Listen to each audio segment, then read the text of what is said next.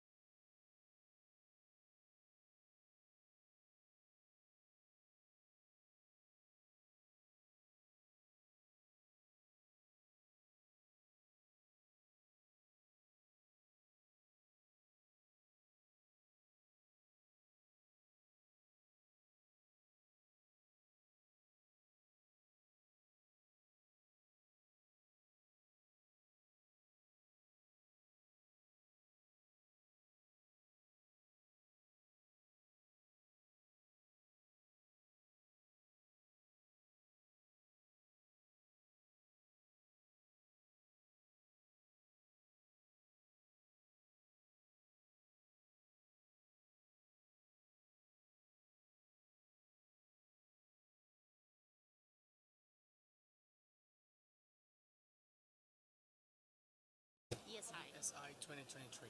There. Yes. Thank you. Or 2023. It's up to you. 2023.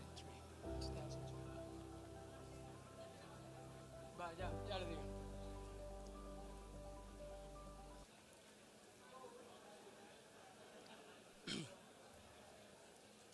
All right. There you go. They are closing the doors. All right.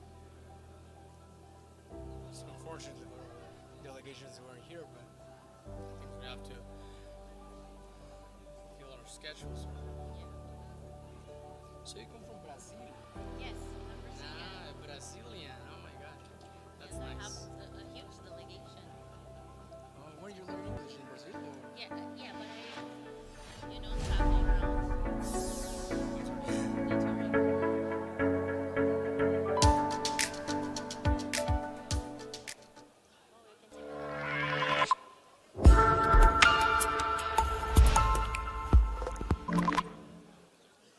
Hey there, amazing folks and fellow adventure seekers. We've reached the grand finale of ESI 2023. And what a roller coaster of awesomeness it's been. We're feeling that wonderful mix of fulfillment and nostalgia as we bid adieu to this unforgettable journey. But before we wrap things up, we got one last surprise in store for you. We have the pleasure of hosting some extraordinary individuals during ESI, and they've sprinkled us with their wisdom and insights, like seeds of inspiration for our bright young minds who are poised to shape the future. So, without more preamble, let's welcome Mr. Jorge Sotomayor, Ms. Livette Santiago, and Mr. Carlos Fontanot, the NASA Dream Team. Get ready to be wowed by their upcoming Stellar Conference.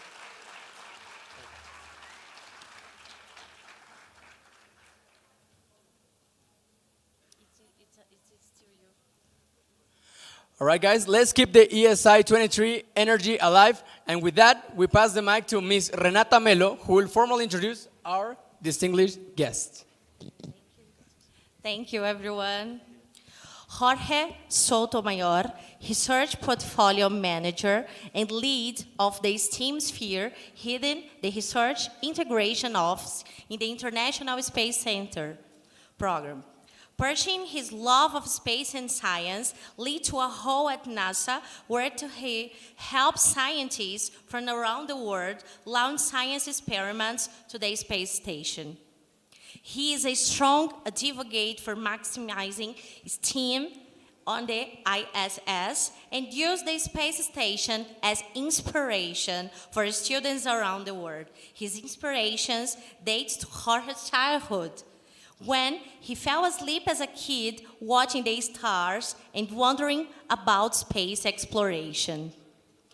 Mr. Sotomayor previously served as a lead increment scientist in the ISS program at the NASA Johnson Space Center in Houston, Texas for 12 years.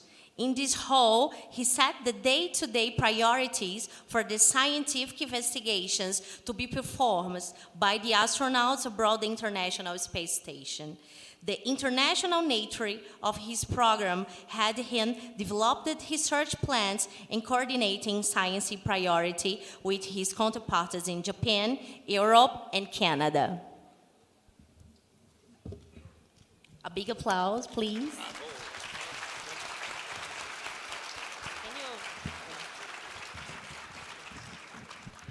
Livette Santiago Cardona is an environmental engineer at NASA Johnson Space Center in Houston, Texas. She is the technical lead for the JSC Regulated Waste and Pollution Prevention Programs and co-chairs the JSC Greening and Restoring Award Grown Employees Research Group. Livette's work at the JSC Center's operation, directorates planning, integrating, and environmental offices enable environmentally sound mission success. Her passion for the NASA mission started during her summer internship at the NASA Glenn Research Center in Cleveland, Ohio, while studying engineering at the University of Puerto Rico in Mayagüez. Livette's love for math and science made her choose a career in electrical engineering instead of following her childhood dream of becoming a science teacher. Her passion for the NASA mission, her love for the planet Earth, and understanding of the importance of the early technical education moved Livette to promote science, technology, engineering, and mathematics. STEAM careers to students of all ages, in and out of the country. During the 2023 MUSAT conference in Puebla, Ms. Livette will share interesting facts about Space Derp's humanity questions to establish permanent presence on the moon and its quest to explore the universe. A big applause, please.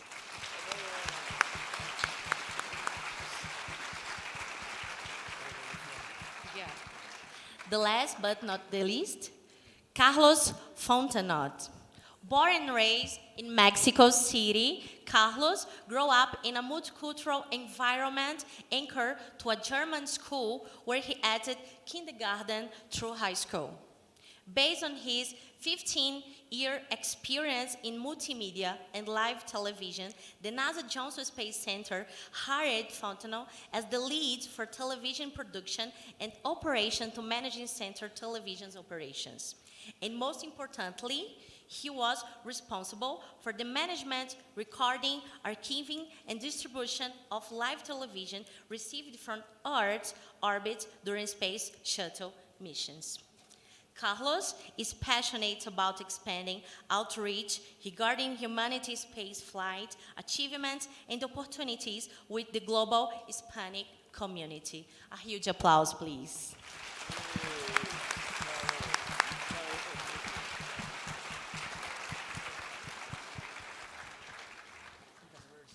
Now, it's up to you. Okay. Hello, how are you guys doing? Doing great, thank you. We're doing it fantastic, and we're extremely humbled by the opportunity of joining you during this week, especially when your main topic was space, kind of our favorite topic too. We thought we wanted to share with you some information about the future of space. Now, for us, it is important to also remember the past. So please join me in our journey while I share with you some of the information about the past, the present, and the future of space exploration. The past came to us 65 years ago. Well, NASA started 65 years ago when it was created. We just celebrated that. And the past has not always been what we call in Texas peaches and cream, right? It came with its share of success and also some very tough moments of failures. The moments that, or the events that didn't go as planned also kept us humble, and at the same time reminded us that we're just humans, right? We can always make mistakes. Those mistakes also strengthened us and gave us the strength to keep going and, of course, achieving even more.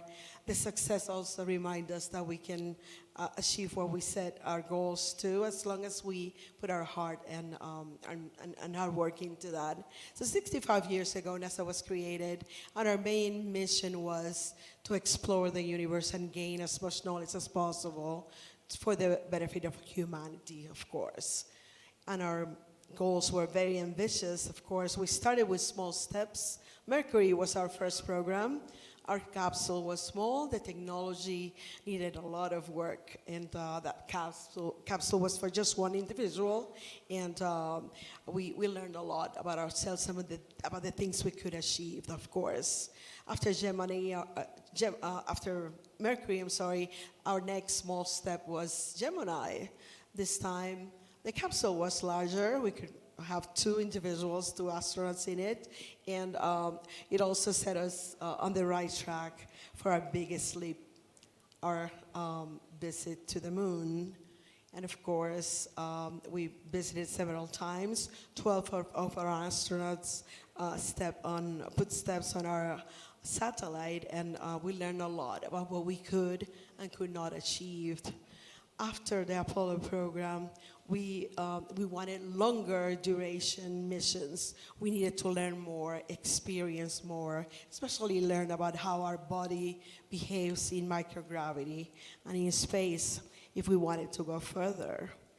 And of course, after 65 years, we just feel like we're just getting started.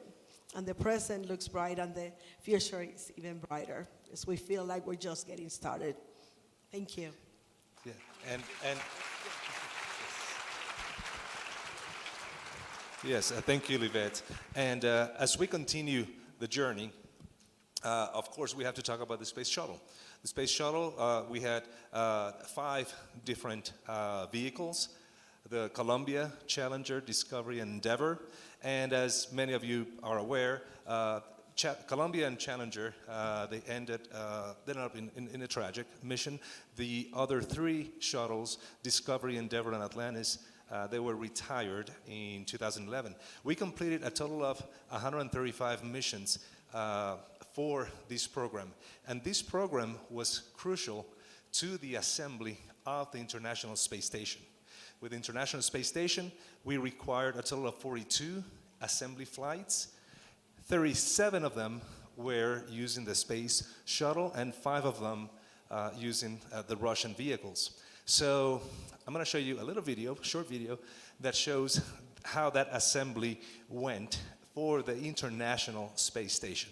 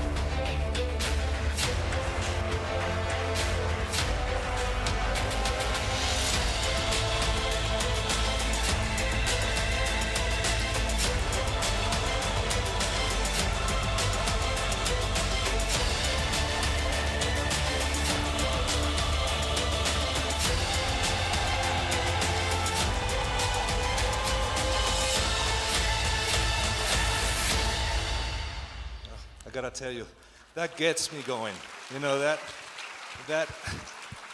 video, the assembly, the International Space Station, just building the International Space Station, but also using it as a laboratory for science. Now, it took more than 20, 30 seconds to build. It took quite a bit longer than the video, but this was a lot shorter, easier to show. Now, we've had 22 years, over 22 years, of continuous human presence on the International Space Station. So that's an incredible achievement. The one thing that, also for your awareness, is that the program ends in the year 2030. And at that point, we're going to bring the station back, decommission the space station, and it'll burn upon re-entry. But we're not going to do that until we have other stations on orbit. So this chart gives you a little bit of an idea of the size of the International Space Station. And I realize this is an American football field, when we should be using a soccer field. So sorry about that, so sorry. But basically, they're about the same size, actually. So the International Space Station, with the solar rings span, it covers about the size of a football field. The internal volume where the crew members actually live, it's about 2 to 3 times the size of the Boeing 747. So it's about a 5-bedroom house. Then the International Space Station has been crucial. It's been actually a laboratory in space to test different technologies, to learn how the human body behaves. And just to give you some idea, one thing, we're going to have crew members living inside this volume for many days at a time, months, and actually for Mars, years. So we need to learn how to live inside an enclosed environment, keep our bodies healthy, how to eat in a balanced way, and how to grow food. The human research program that we have learned so much through this International Space Station. We need to learn how our body reacts in microgravity. Technology, we've worked on robotics, including, as you may have heard, a Robonaut. It's a humanoid type of robot. We have small flying robots, astrobees, and we continue using that technology to help us build the next program. And what we want to do, and this slide shows you kind of the overall path, is that we're here on Earth. The International Space Station is around what we call low Earth orbit. So we're going to have new additional stations on low Earth orbit where we're going to, and we've used the space station to learn as a laboratory how to go to the next step, go to the moon. And then after that, we're going to continue on to Mars. So our next big program is called Artemis. And the objective of Artemis is to bring the next astronauts, return of the astronauts, to the surface of the moon by the year 2025. But it's not just any astronauts. We're going to have the first woman and the next person, including a person of color, actually set foot on the moon. And where are we going to go? We're going to go to the south pole of the moon. And I'll tell you a little bit about why we're going there in a minute. But this is a major endeavor. So we definitely need to work with other nations. The International Space Station, we had 5 different space agencies. In the Artemis program, we have accords with many countries, 29, and actually and that number keeps growing. And let me hear you. If you see your country here, scream. Say yeah. There you go. There you go. All right.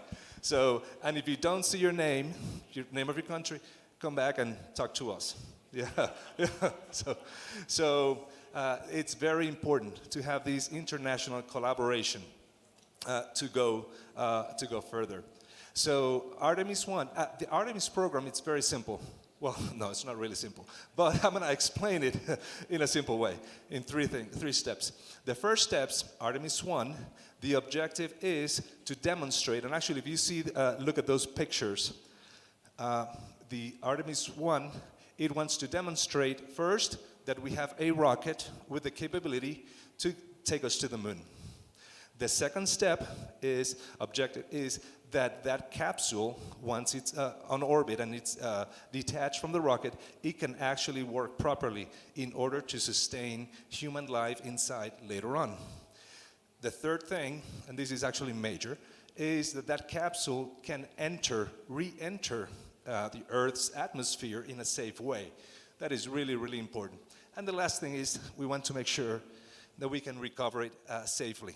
So Artemis 1, it went already with no crew on orbit, and it completed the mission successfully. Artemis 2, in this one, we're going to have crew members. And who are those crew members? You will find in this video. At NASA, we have always answered the innate call to go. With Artemis, We are going to stay. proving that humanity, Can live on the moon, Mars, And other worlds. And share the wonders of the solar system with all. Our story is one of people. All those who make this journey possible. From advocates across communities, to companies across industries, to countries around the world. we achieve. This collective endeavor. Our efforts create impact for all. Technologies that revolutionize industries. And jobs that bring prosperity to people. The discoveries from space. benefit the way we live on Earth today. And those from the moon Will create a better future for generations to come. but to do that, We must go. I'm Chell Lindgren. My name is Raja Chari. Kayla Barron. Kate Rubens. Hi, I'm Christina Cook. NASA astronaut Joe Acaba. Jessica Amir. Woody Hoberg. Ann McLean. Stephanie Wilson. My name is Johnny Kim. Nicole Mann. Victor Glover. Jessica Watkins. Hi, I'm Matthew Dominic. Jasmine Mogbelli. Frank Rubio. Scott Tingle. This is what we do. This is what we will do. Let's go.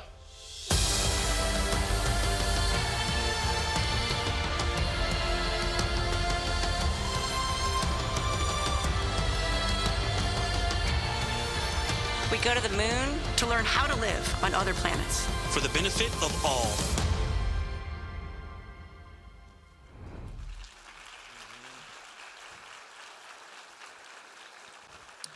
Yeah, that's a fantastic crew, and actually I've had the honor of working with many of these crew members, and they are just fantastic individuals. And actually, from a career perspective, they cover a very broad area in terms of education. From Joe Acaba, who is a teacher, a geologist and a teacher, and we have many engineers, medical doctors, you name it. We have all kinds of disciplines represented here. Now, that was they're called the Artemis class, but these four are actually the four crew members that were selected as part of the Artemis II program and will be going around on that flight around the moon. They are not going to land on the moon, but they will go around the moon. And actually, as you can see here, we have astronauts from NASA, as well as an astronaut, Jeremy Hansen, from the Canadian Space Agency. So we have, here's some Canada. Yeah, there you go. There you go. So Jeremy Hansen, mission specialist, Reed Wiseman, the commander, Victor Glover, pilot, and Christina Cook, the mission specialist. So that was Artemis 2. Then Artemis 3 will actually take the crew members, not just around the moon, 4 of them. It will take them to the moon, and 2 of them will actually land on the surface of the moon. And I mentioned they're going to go to the South Pole. And why is that? Because there's evidence that there is frozen water on the South Pole. And if you look at this image taken over a period of a year, 1 year, you can see that some craters, they remain dark all year around, but so the water is frozen in there, but then the rim around the crater, they do receive sunlight. So therefore, we can put a base on the moon that can benefit from the solar energy, and at the same time, the crew members can use their rovers to explore the crater. And so, in order to, the overall program, Artemis, it will also have a space station around the moon. It's called Gateway, and this video shows you what it's going to look like. And again, one common theme that you will see is that it's a collaboration with several agencies, as well as private industry and other countries. But what you see here is just the beginning, if you will, of what the space program looked like. There's many other things going on, and there are new things that the future will bring. And with that, I'm going to leave Carlos Fontanot talk to you about those. Thank you, George. Thank you. Well, it's amazing what humankind, what we collaboratively have been able to do in the last 60 years. And there are many, many more things we're set out to do, as Jorge just introduced. And I'm going to talk about a little different area, about spacefair. Only about 600 human beings have been in space for the last 65 years that we've been going to space. Only 600 people. But That's going to change. That's changing real fast. There is space tourism now. People are going to space. There is suborbital space tourists, if you will, that are flying about 100 kilometers up where space starts. And there are some private companies like Virgin Galactic, Blue Origin, and for a mere $500,000, they will take anybody here in this room and go up 100 kilometers, reach space, you are 5 minutes up there, and you come back. But you don't go around the world, the Earth, because that's much, much tougher. But it's the first step for people to start going, and we call this space tourism. Suborbital space tourism. There is orbital space tourism. What does that mean? That you actually go around the Earth like an astronaut, but you don't necessarily are an astronaut. You have not been trained. But NASA, our Russian colleagues, have been taking folks that are trained to the space station.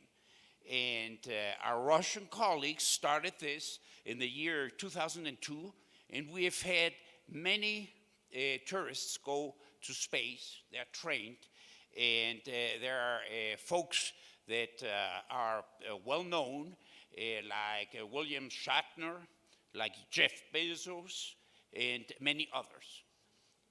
Other folks, China has a space station already. They're doing science, they're doing research, and there's possibility for the Chinese to also take private citizens up to space. So here, in the very short future, many more human beings are gonna go space. And when I look in this room, these young people, you will have more opportunities to go to space with one of these new space stations that are being built. For instance, commercial outfits, industry is building space stations. And we, NASA, are encouraging all of these commercial outfits to go space. There is an outfit called Axiom Space that was founded about 10 years ago. And we're collaborating with them. And we're gonna allow them, through a contract that we signed, to dock an element to our space station. We're gonna open the hatch. We're gonna provide them with electricity, atmosphere, water, etc. And that element is coming to space like in a year, a little over a year. And then Axiom is gonna start building onto this element until they have their own station. And by the time we leave space, as Jorge just told us, they will have their own commercial space station. We, NASA, are getting out of lower Earth orbit. Why? Because we have bigger and better and much further away things to do. We're going back to the moon.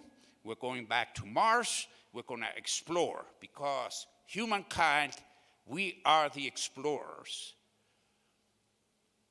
Other space stations are coming online.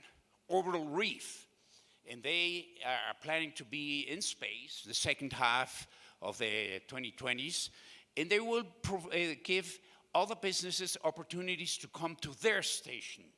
It's like a reef under the sea, but they'll put it in space. And Northrop Grumman is planning to have a space station. Our Russian partners have been talking about building their own station again.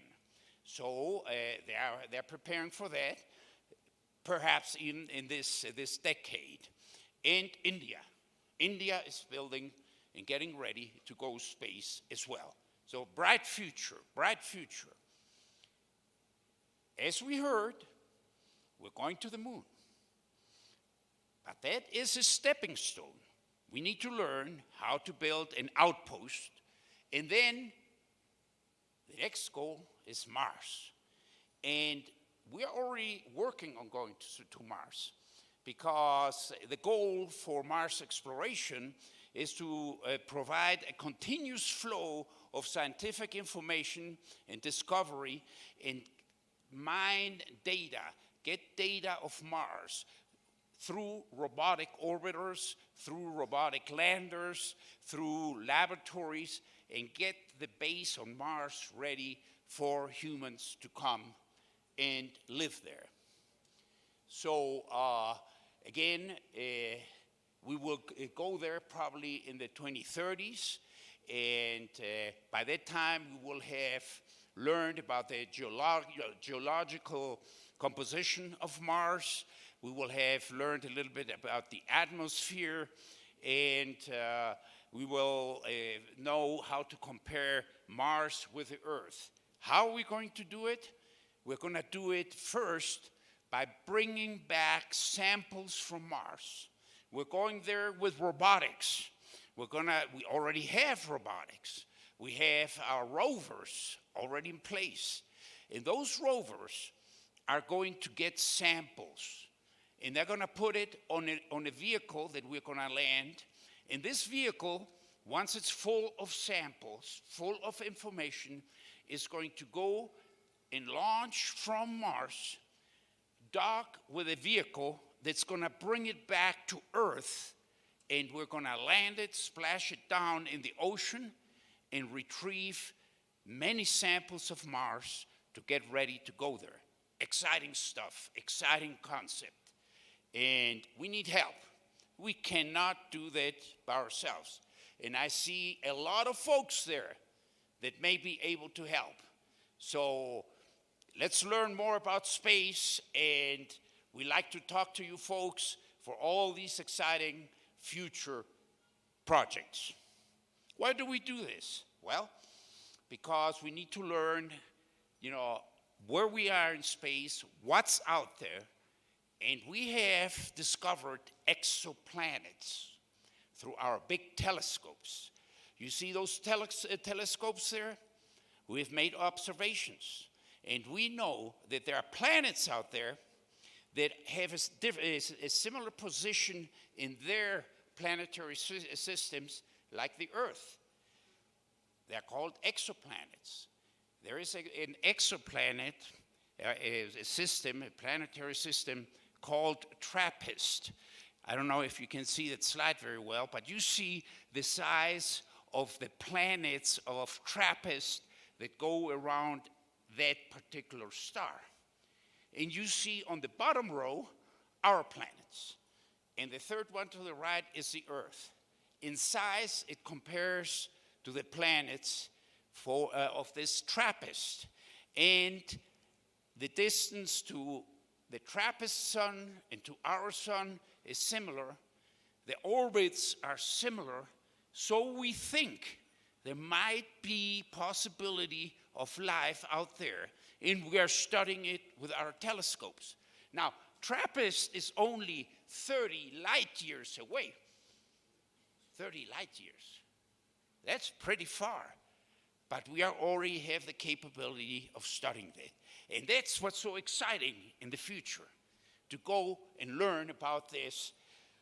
I get asked a lot of times, hey, Carlos, is there life beyond Earth in space? I say, well, good possibility. But I need your help to go find out, and we will in due time. In due time, we will. We have other missions. The very successful OSIRIS-REx.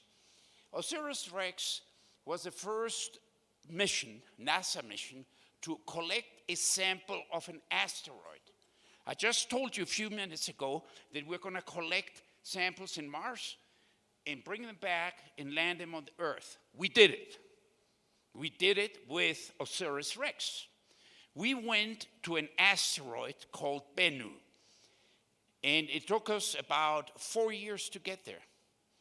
And we got onto the asteroid, it got minerals, dust, rocks, put them back into our spaceship, into our vehicle, and came back to the Earth. And as OSIRIS-REx was coming back to the Earth, it dropped a capsule into our atmosphere, and it landed in Utah. This was less than 2 months ago. Very exciting. And we have brought that capsule, that package, from 1,000,000 miles away, and it is where we work, where the three of us work, in the building next door, all this material from 1,000,000 miles away into space, and we're studying what kind of elements that are in there. So, I've been talking about the young folks here, not the old folks like me, the young folks here. And you, our youth, our students, are the future of space. So, with that, we just wanted to give you a little overview where we are today with NASA, what we do, and what we intend to do. We are well on our way. And Jorge, would you like to say a few more words? Yes, yeah, thank you, Carlos. Yeah, great presentation.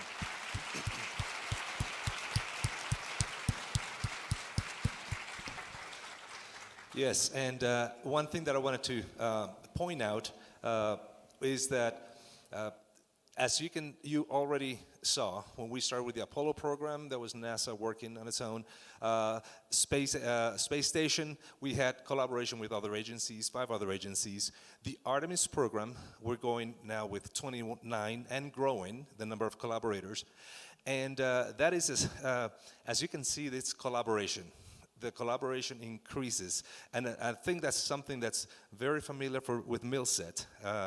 Since the MILSET was created, the collaboration with many countries. We have here representation for more than 30 countries already. So that collaboration, that we need that. And as a matter of fact, in the NASA program, in Artemis, the way that we say it is that to go far, we must go together. And with that, I would like to thank MILSET for this invitation. It's been a pleasure to be here, and thank you all.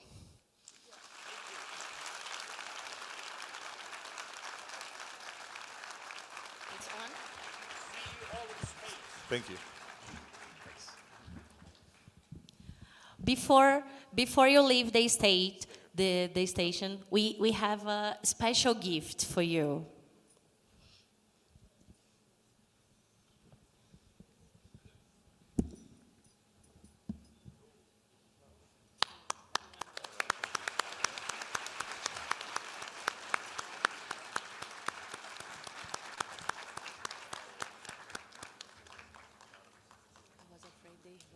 Thank you.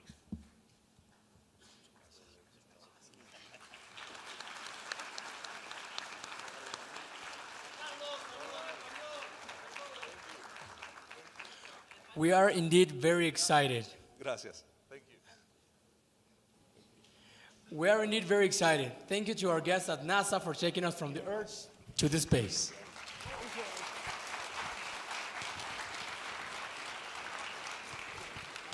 And now, I would like to invite to the stage to Mr. Roberto Hidalgo Rivas, MILSET President, Red Coordinator and ESI 2023 Director.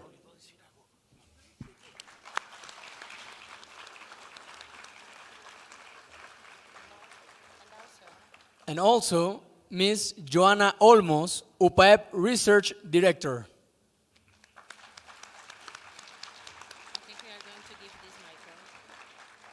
They now will share some words with you.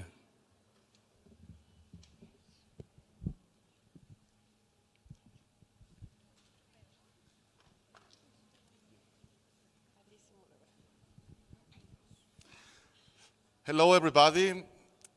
I have no words to express the happiness that my team and me feel in this moment. Joanna, it has been a long way to be here. Big planning, big work for many people that it is backstage. However, we have in front of us superheroes from 35 countries and super teachers that are creating a better world. So we are really, really happy that you can get to arrive to Puebla City for the Milset International Expociencias 23. Let me explain a little bit how Milset create fantastic stories. 32 years ago, an ESI was held in Prague, in Czechoslovakia. Yes, now Czech Republic, of course. In the beautiful city of Prague. And I had the opportunity to be there when I was 15 years old. But also, some other Mexican people was part of this fantastic journey. In that delegation, it was a very small kid, it's a lady of 8 years old. 32 years after, I received a message some 2 or 3 weeks before the ESI. And this small kid now is a PhD in biology. It's working in research, and she was part of that delegation. And she's here. Eunice, please, if you are here, come with us. Eunice.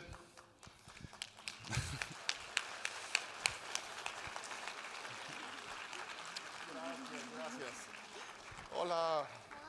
Hola. So we were part of that delegation in 91 ESI. Now we have a very proud biologist, and this is how Milset is changing life. Welcome to the ESI again. That's a very big surprise. Yeah.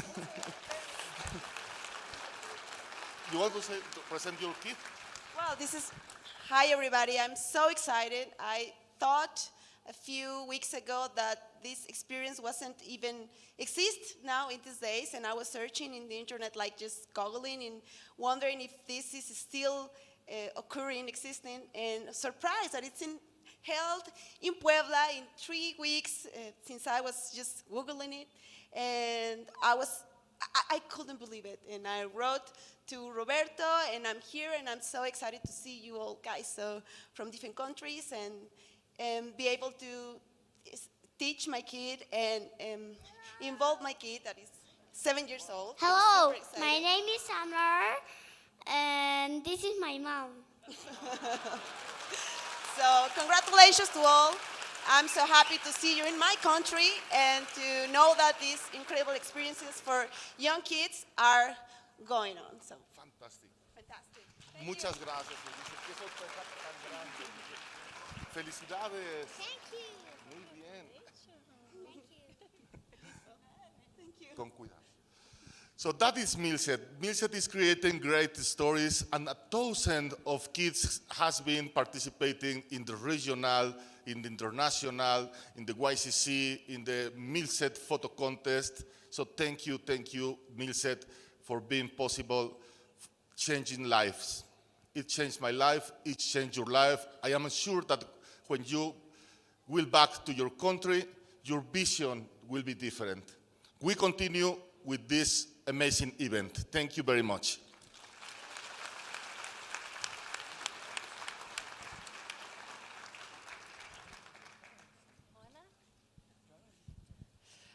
Muchas gracias a todos por estar aquí, por dejarnos ser su casa estos 4 días. Estamos muy contentos de ver tanto talento entre los jóvenes, de ver tanto esfuerzo por parte de los profesores, de los asesores, de los papás.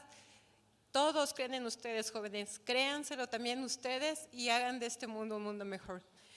I want to thank in English. I'm going to try. My English is not very good, but I'm going to be my best effort. Thank you, Milset, to trust in UPAEP, to trust in Red, to trust in Mexico, and to let us be your home and the space where all these kids have shown us what a beautiful world could be if they can make these changes they are opposing to do. Thank you to all the team, national and international, that that could be able to make this great heaven. Thank you very much to all, and I want to give you a very big hug in name of UPAEP community and UPAEP authorities. Thank you very much.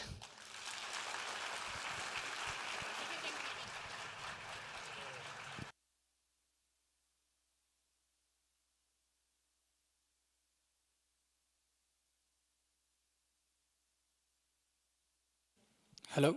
Sorry about that. MILSET truly appreciates the dedication of our international delegation leaders and participants who go the extra mile to be part of ESI. We celebrate their steady spirit and determination. At each ESI 2023, we applaud the standout delegations that have poured their hearts and creativity into delivering their very best. Let's present MILSET Awards.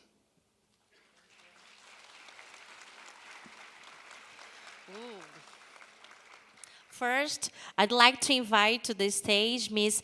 Dris Lauridi, MILSET Treasurer, to give the Henrique Padilla Award.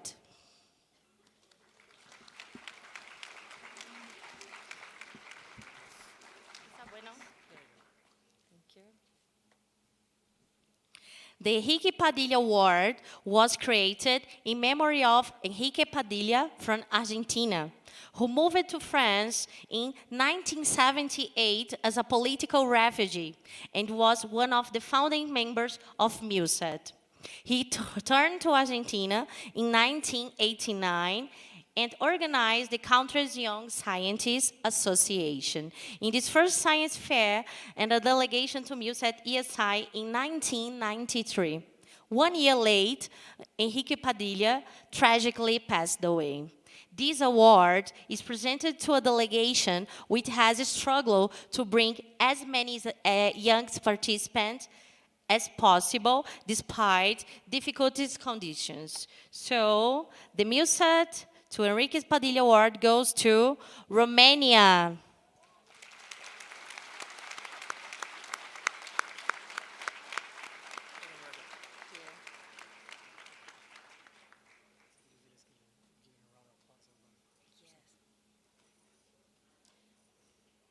A huge applause, everybody.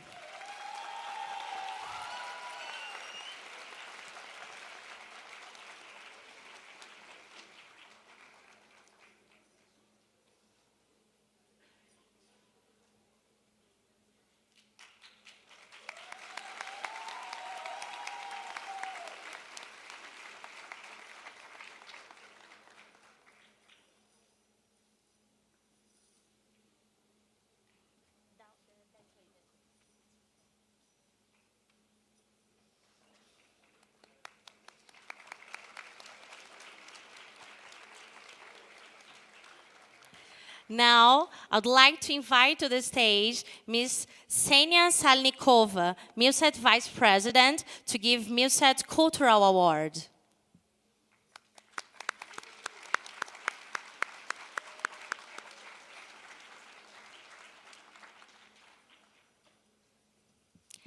As you know, we have 2 awards on this category. MILSET Cultural Award is presented to the delegation whose performance during the MILSET cultural event showed preparation, practice, and the full participation of the delegation while reflecting the unique culture of the country. And the MILSET Cultural Awards on the presentation on the stage goes to delegation from Brazil, from FENACIT and Movimento pela Ciência e Aprendizado do Brasil.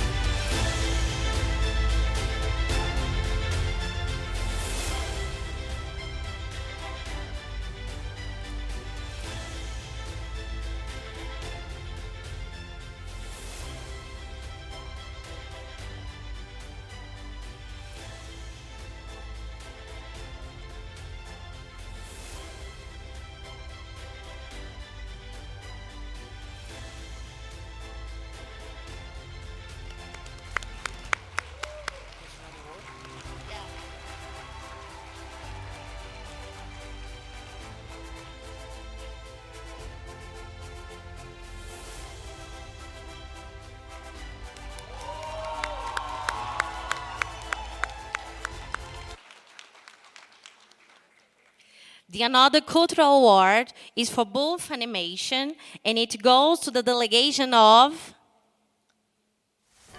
Taiwan, National Taiwan Science Education Center.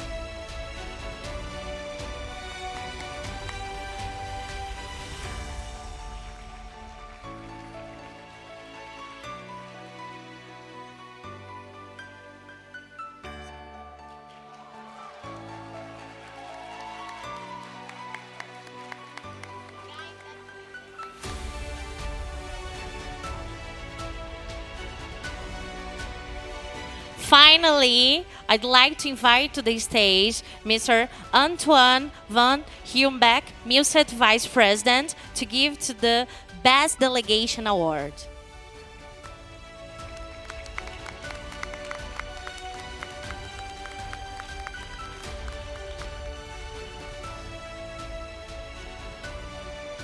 This award is presented to a delegation to recognize, among other qualities of the delegation, their exemplary behavior on their openness toward other cultures.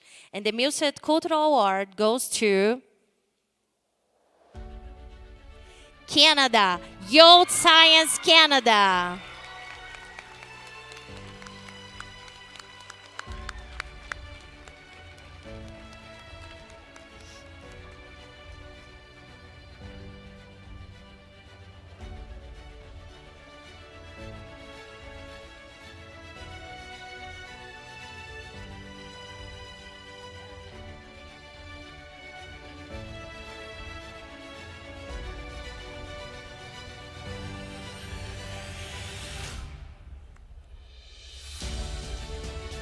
A huge applause, everyone.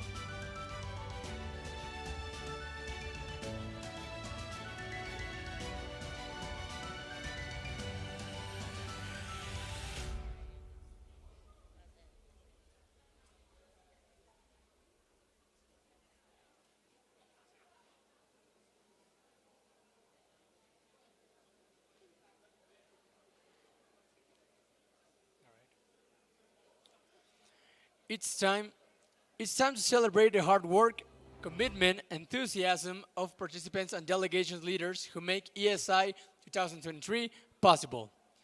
It's because of each and every one of you that this event has been such amazing.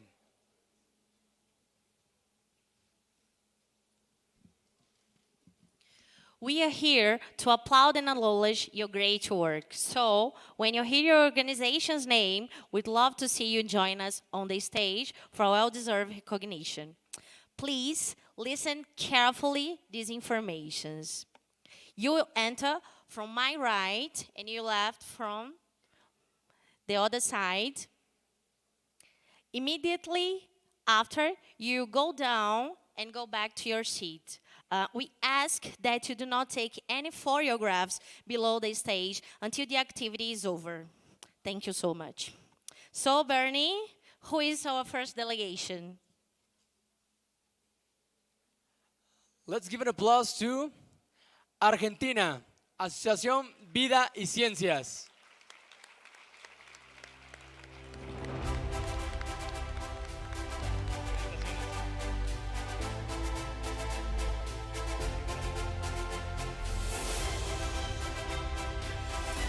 Let's give a round of applause for Argentina Red Citeco, Asociación Civil Red Argentina de Ciencia.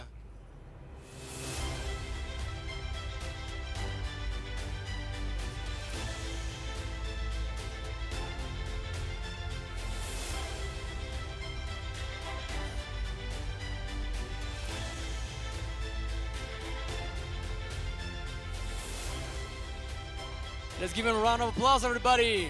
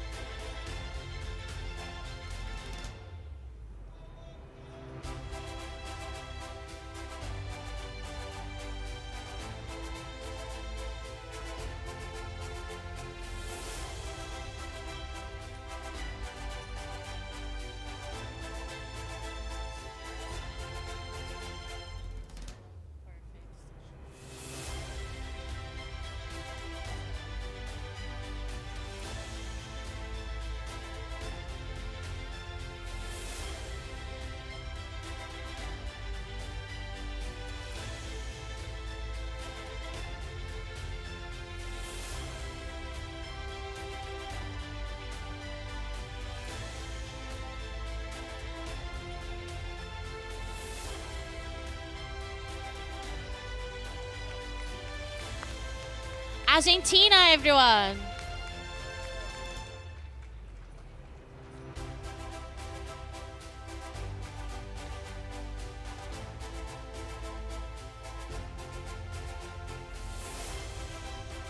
Let's continue. And the next delegation from Belgium, JSB.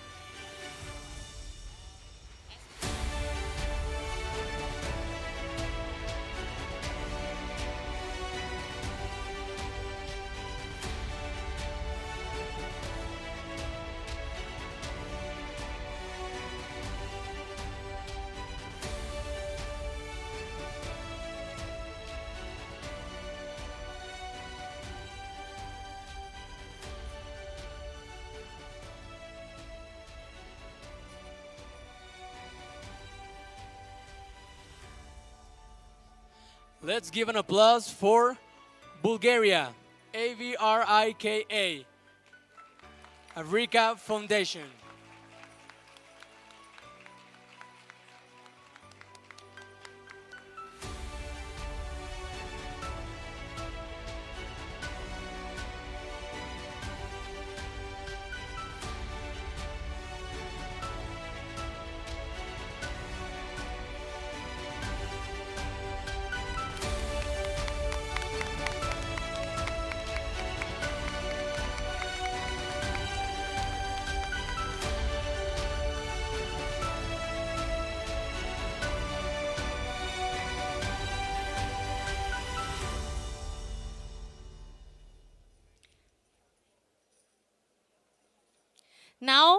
From Brazil, FENECIT, Feira Nordestina de Ciências e Tecnologia.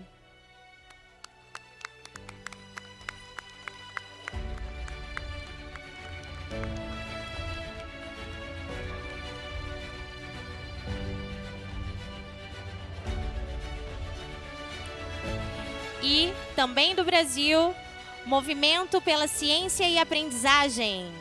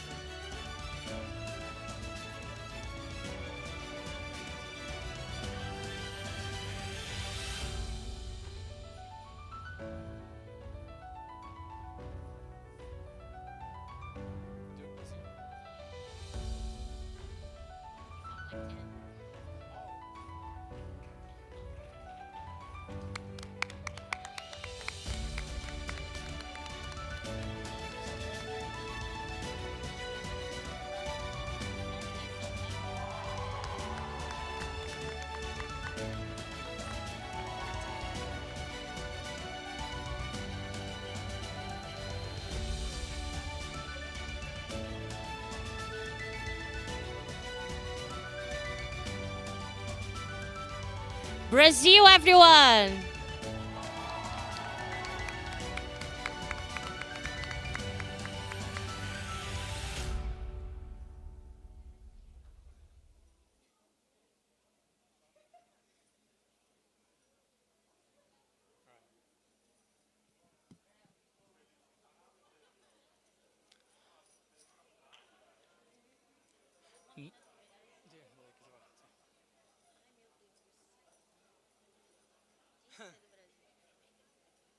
That's okay. It's great. They're kids.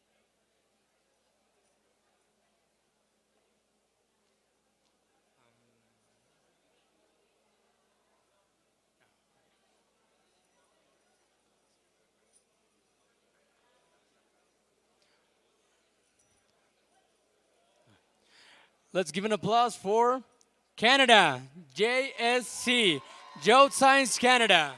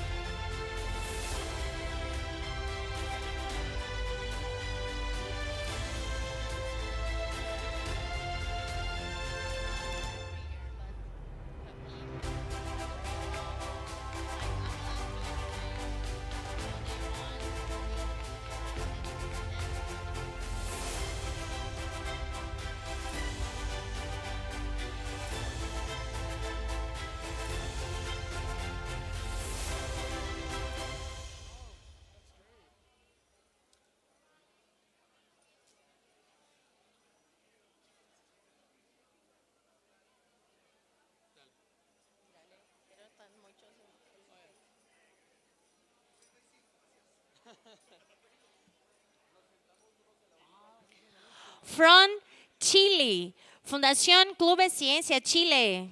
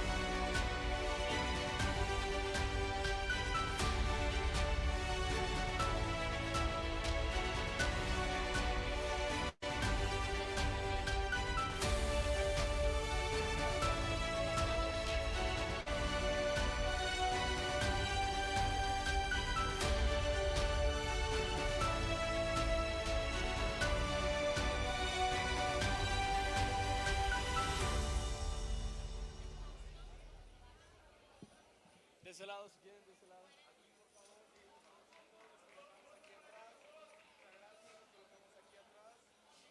De este lado, por favor. Así, si no, los más grandes que están un poquito más para atrás. Y ya dejan al lado.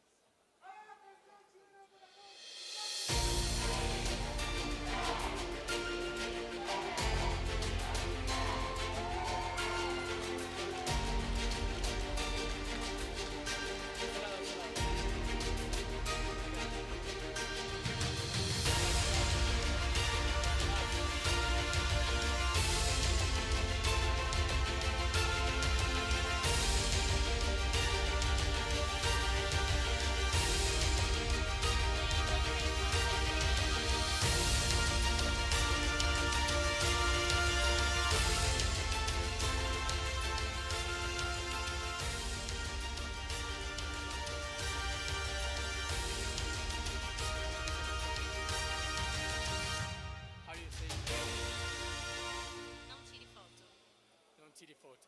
Yeah. Vale. No Brasil, campeão do mundo de futebol. Yes. That's the only thing I can say in Portuguese. All right, there you go. Es que son muchos, sí que se van. Sí, nos ponemos a esperar. Estamos como que en una buena hora. Ok. Vale.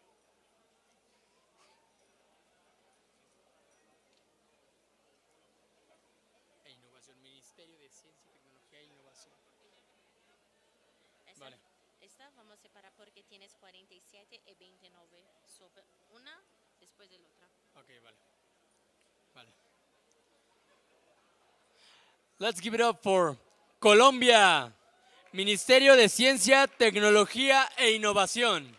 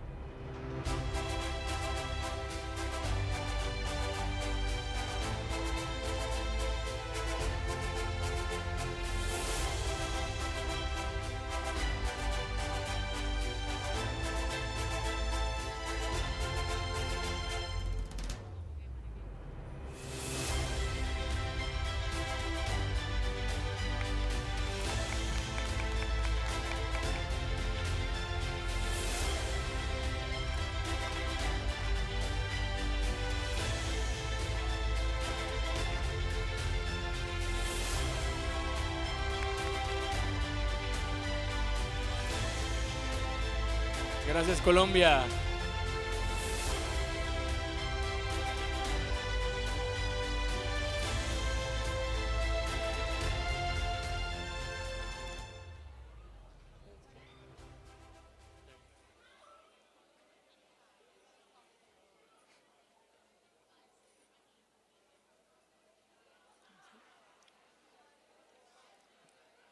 Now let's give it up, guys, for Red Colombiana de Semilleros de Investigación, Colombia.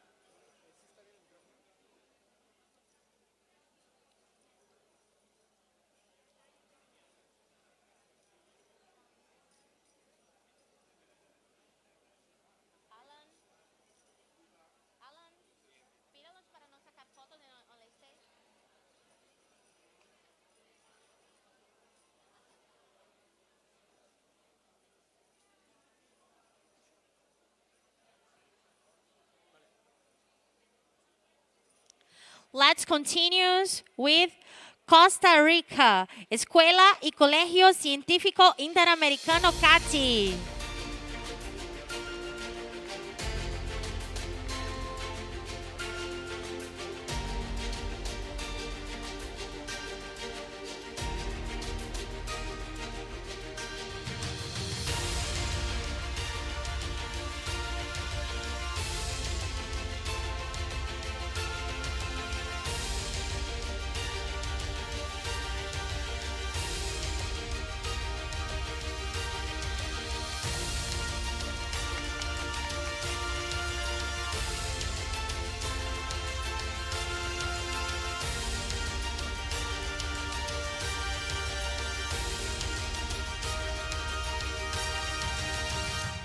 Let's give an applause for Czech Republic, AMD. Czech Republic, AMD.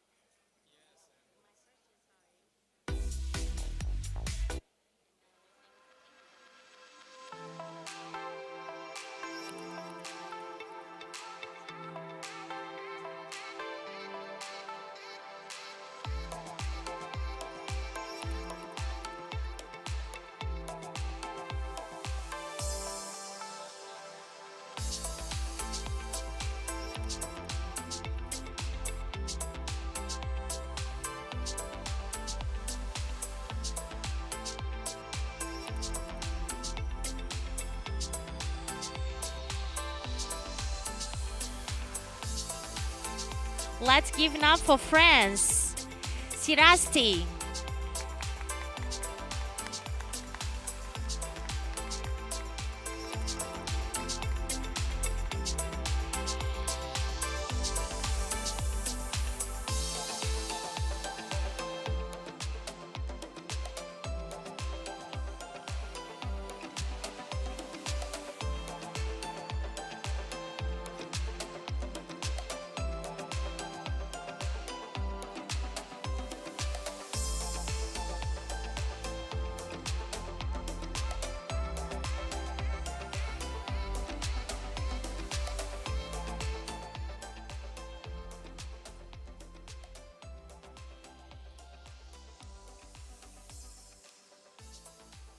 Now let's give it up for Germany, LJBW.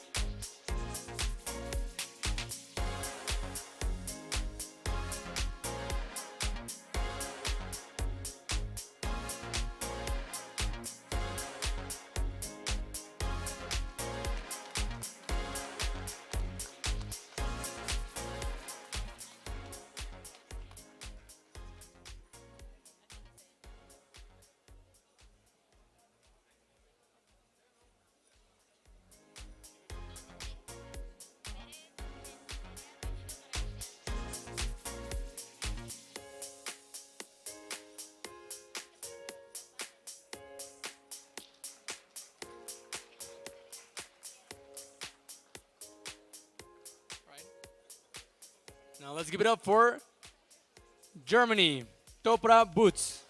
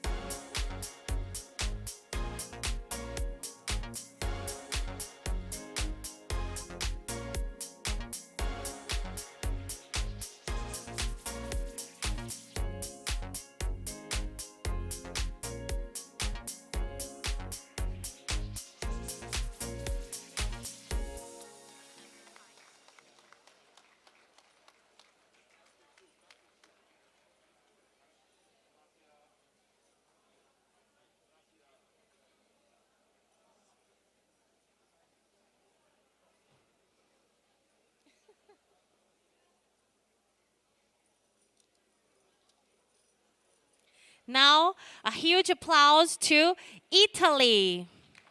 Fast.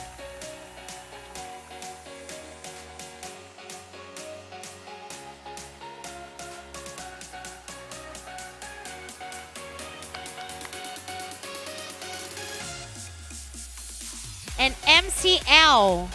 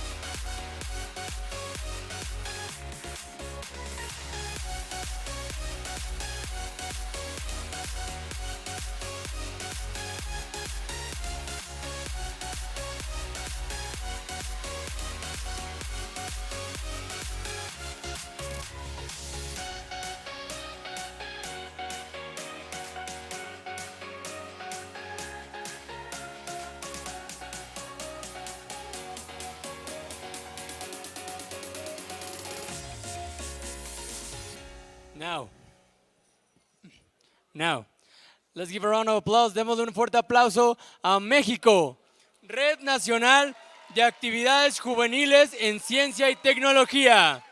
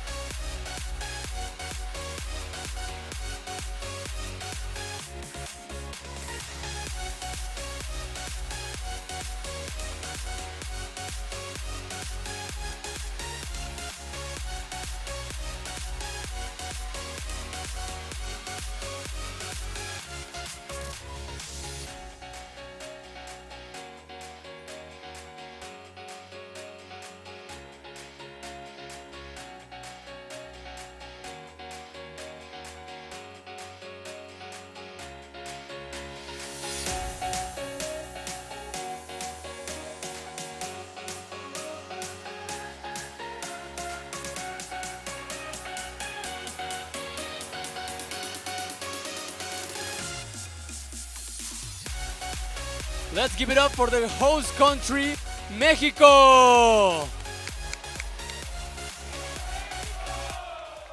Felicidades, México.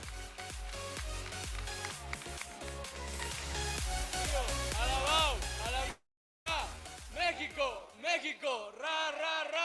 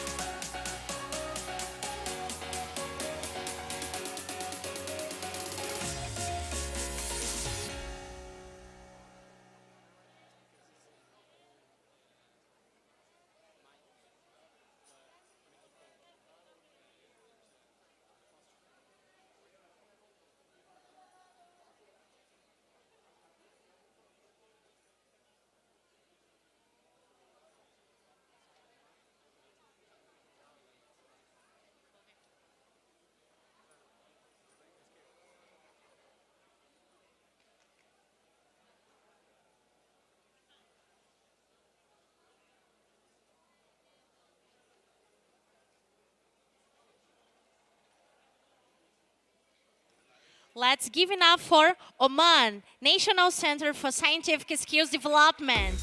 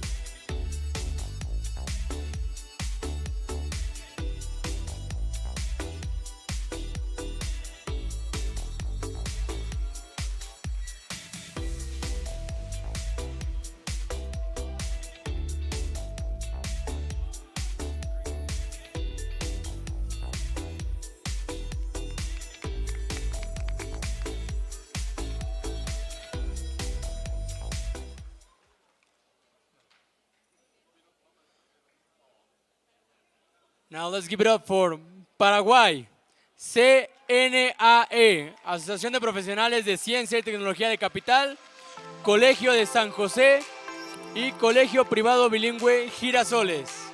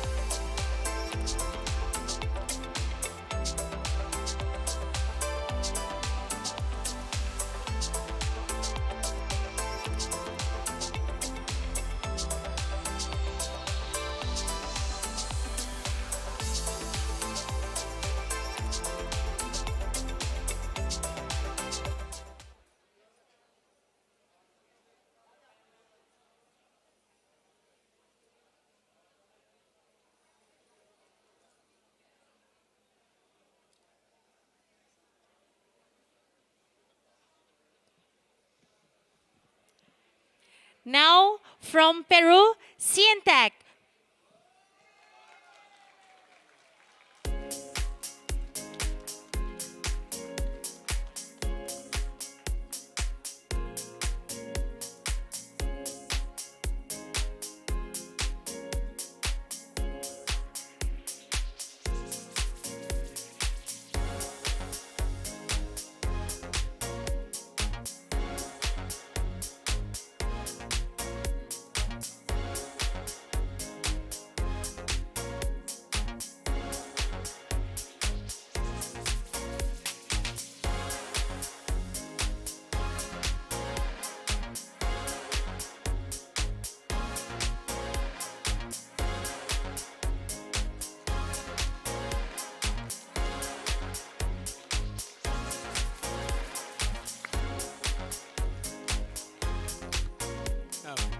Let's give it up for Portugal, FJ.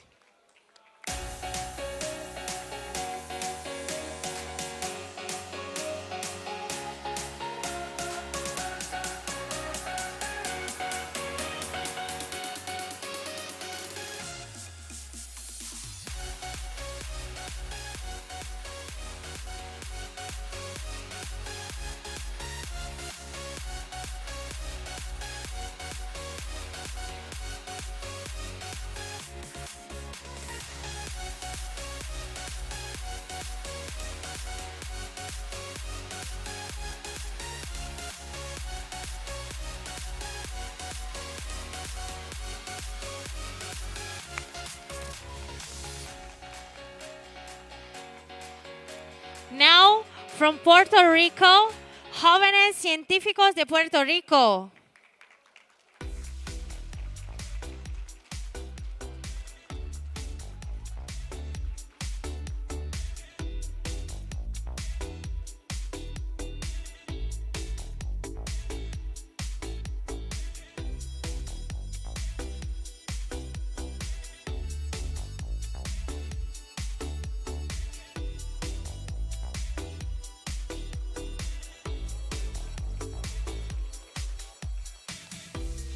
Give it up for Qatar, QSC, Qatar Science Club.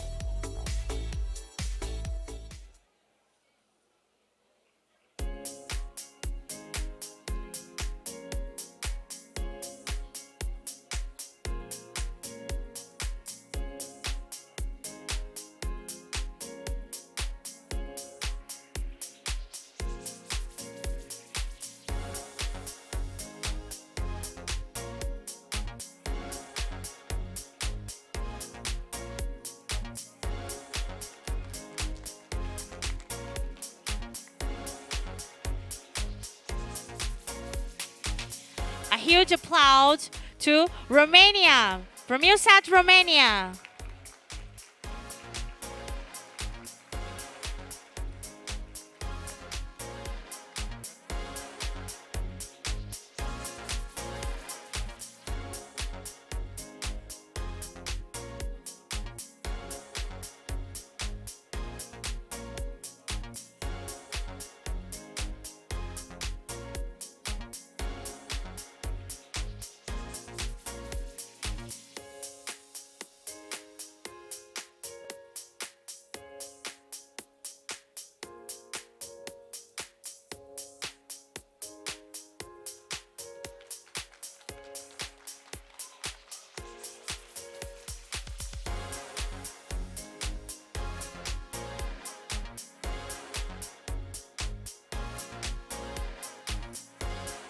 Let's give it up for Russia, All Russia Movement of Creative Teachers, researcher.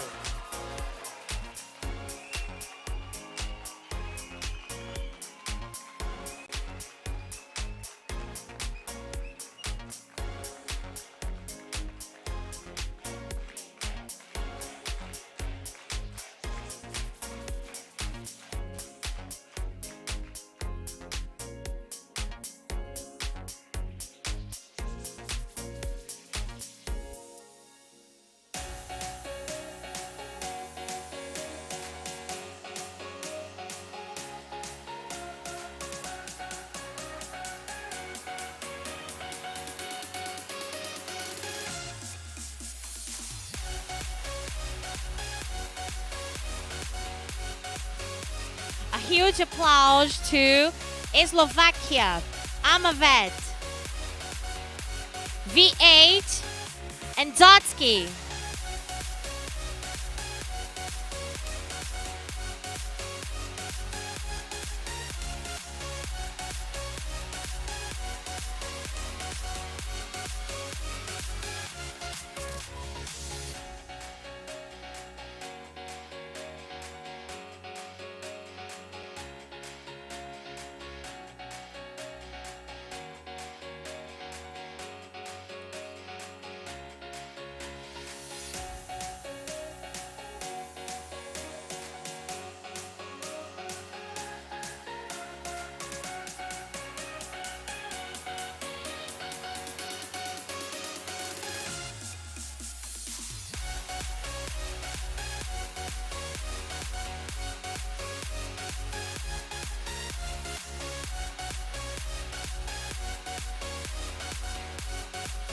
Now we have Slovenia. Zotsk.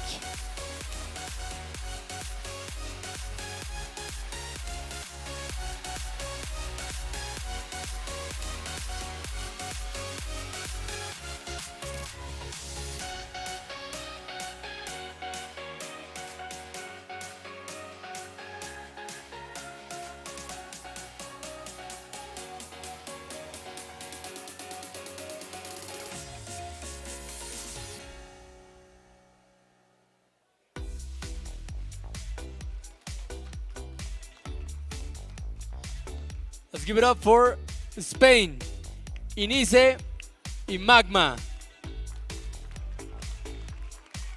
Fuerte el aplauso para España.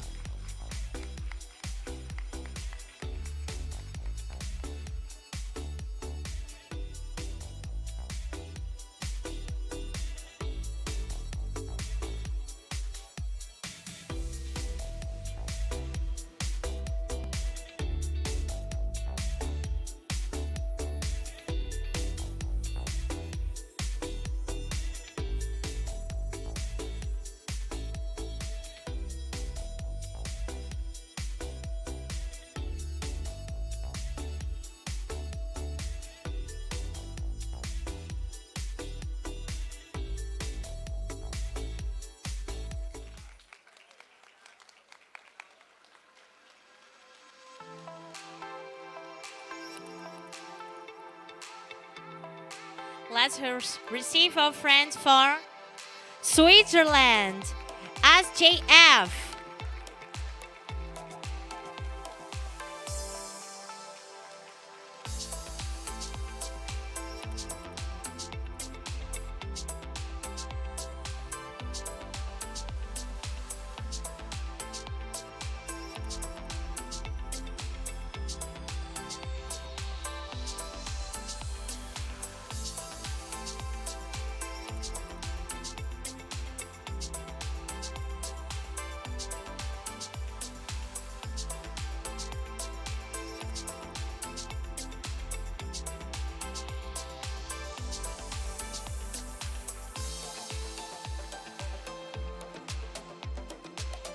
Let's give a round of applause for Taiwan, NTSEC, National Taiwan Science Education Center.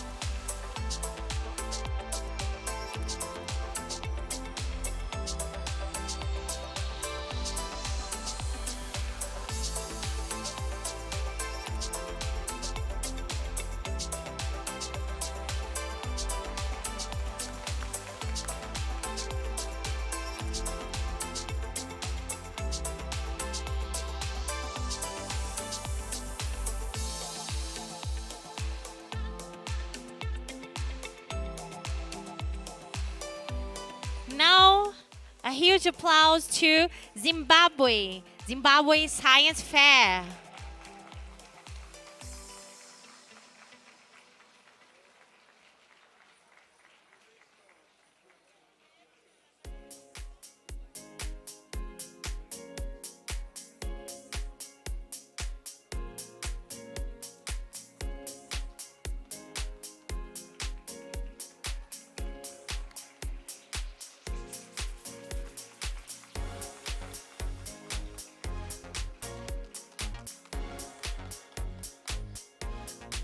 Just a reminder to all to all assistants, if you want some memorabilia from this event or from the university that is host from this event, you can check it out right out the back.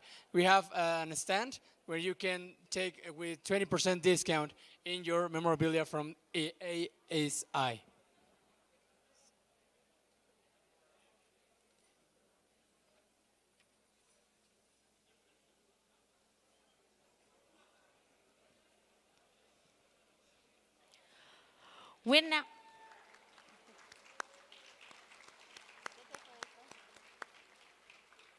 We now want to call Mr. Ali Mohammed Al Masuki, President of Emirates Skills, to the stage.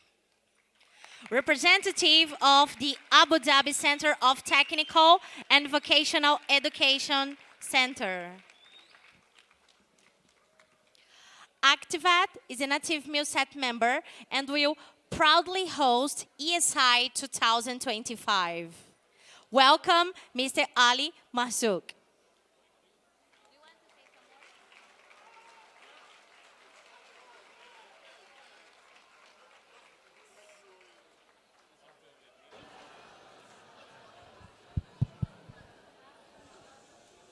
Well, thank you so much. I'm very honored to be here in Puebla, Mexico.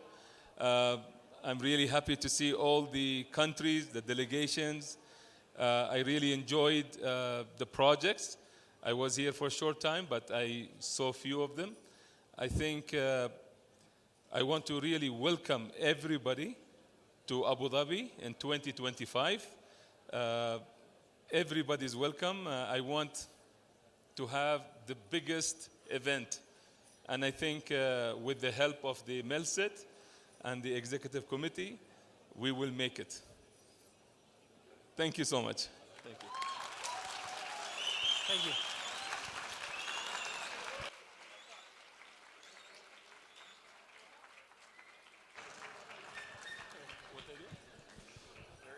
Mr. Ali Al-Marzuki, in the name of the MILSET family, we are very proud to give you the flag of MILSET for the United Arab Emirates ESI 2025 in Abu Dhabi. Thank you so much. Shukran.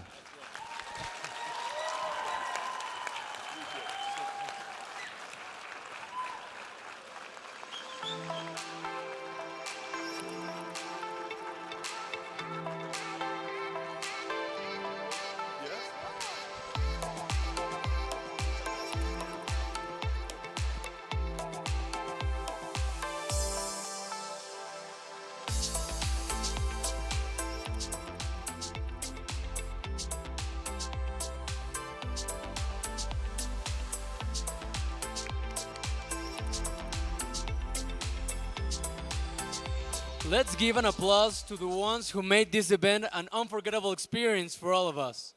Now, it's time to bring forward the organizing committee and the amazing volunteers who ensured our warm welcome in this wonderful country. So please, step forward as we capture this special moment with a group photo. Come here, guys, come here.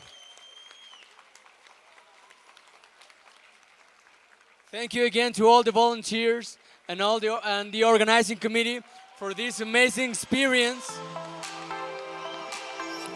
held in Mexico.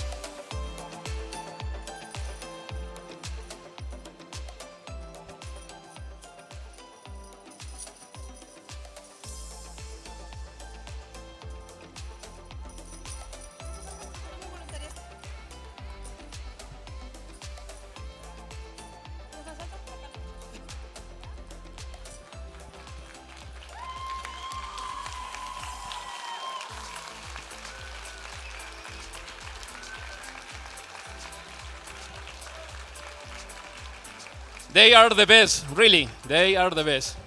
So, I need...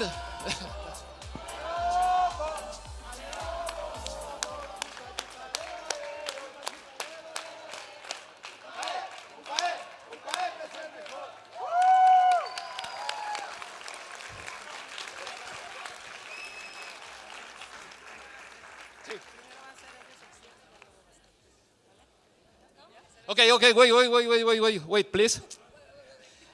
I need your attention, please.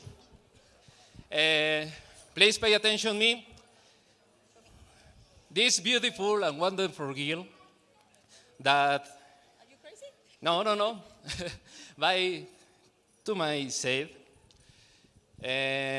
you need to know she did the hard work for you, for us, for the All Expo Signs 2023. Please, stand up. Applauses, very nice. Very.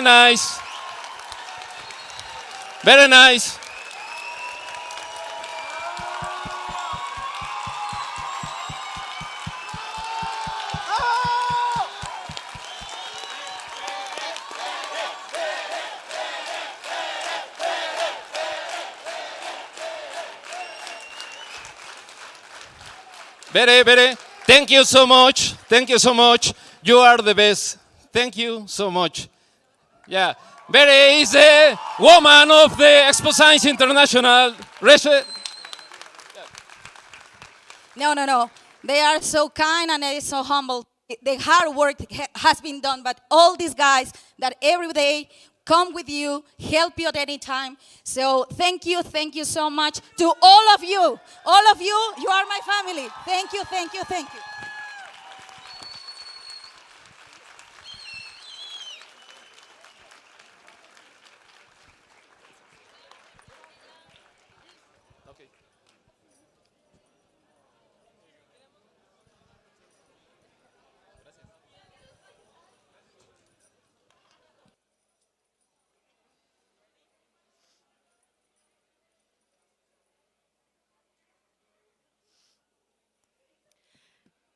A huge thanks to everyone for making this meeting absolutely fantastic.